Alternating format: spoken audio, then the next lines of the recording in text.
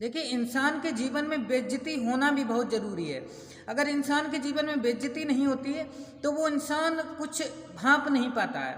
मेरा मतलब है, अगर आपको सम्मान ही मिलता रहे तो आप कभी भी अपने रास्ते को तय नहीं कर पाएंगे, आप अपने लक्ष्य को कभी तय नहीं कर पाएंगे, कभी हमेशा आप वहाँ तक नहीं पहुँच पाएंगे जहाँ तक आप पहुँचना चाहते हैं। तो आपके जीवन में अगर बेइज्जती आपकी होती है, कोई आपसे कुछ कह जाता है, कोई आपको गाली दे जाता है या आपके जीवन में कोई आपके साथ गलत कर जाता है, तो उससे आप निराश मत होइए।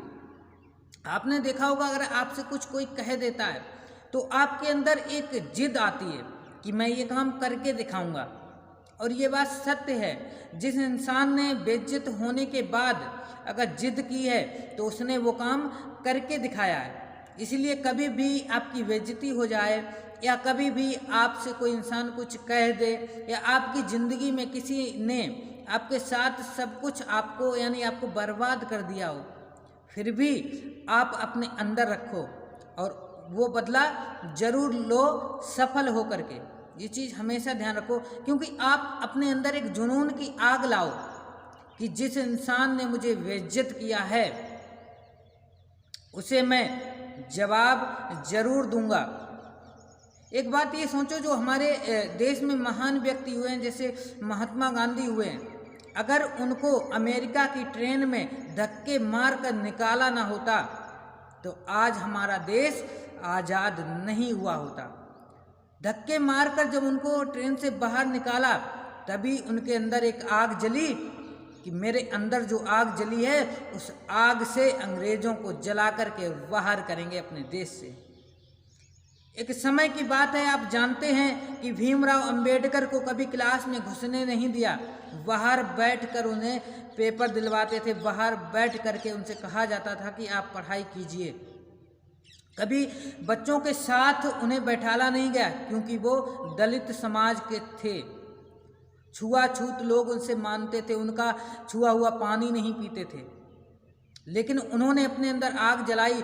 जिस प्रकार उन्हें बेइज्जत किया गया, दूर बच्चों से बैठाला गया, उनके अंदर आग ऐसी जली कि उन्होंने जहां जब तक पढ़े तब तक उन्होंने प्रथम श्रेणी में अपनी परीक्षाओं को उत्तीर्ण किया और हमारे देश के संविधान को बनाया। तो अपने अंदर एक ऐसी आग जलाओ, अगर आपकी बेइज्जती होती है तो कभी भी निराश मत हो। देखो, निराश इंसान को हमेशा दुनिया निराश करती रहेगी, रोते हुए इंसान को दुनिया रुलाती रहेगी।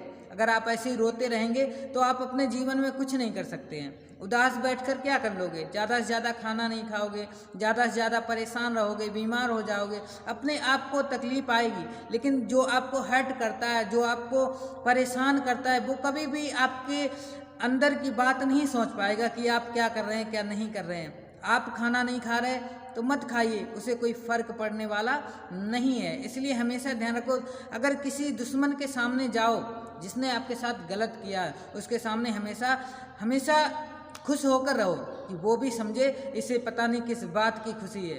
तो इसलिए हमेशा ध्यान रखो, दुनिया आपको कमज़ोर बनाने की कोशिश करेगी, मजबूत बनाने की नहीं। मजबूत आपको बनना है, सिर्फ आपको। और आप अपने माता पिता को भी अपने हौसले से मजबूत बनाइए, क्योंकि वो आपके फैसले से टूटे हुए हैं। आपकी कमज़ोरियों से उनके अंदर भी कमज़ोरी आती है। क्योंकि आपने एक सांकर देखी है, सांकर अगर एक कड़ी उसकी कमज़ोर होती है तो पूरी सांकर बेकार हो जाती है। उसी तरीके से आप अपने परिवार की एक कड़ी हैं और आप अपनी कड़ी खुद कमज़ोर हो गए तो आपका पूरा परिवार कमज़ोर हो जाएगा। इसलिए हौसलों से जीना सीखिए। ये दुनिया का बस चले तो वो आपको जीने नहीं देगी। इसलिए जीने की जिद अपने अंदर लाइए और कर डालिए ऐसा जो दुनिया करना चाहे आपके जैसा।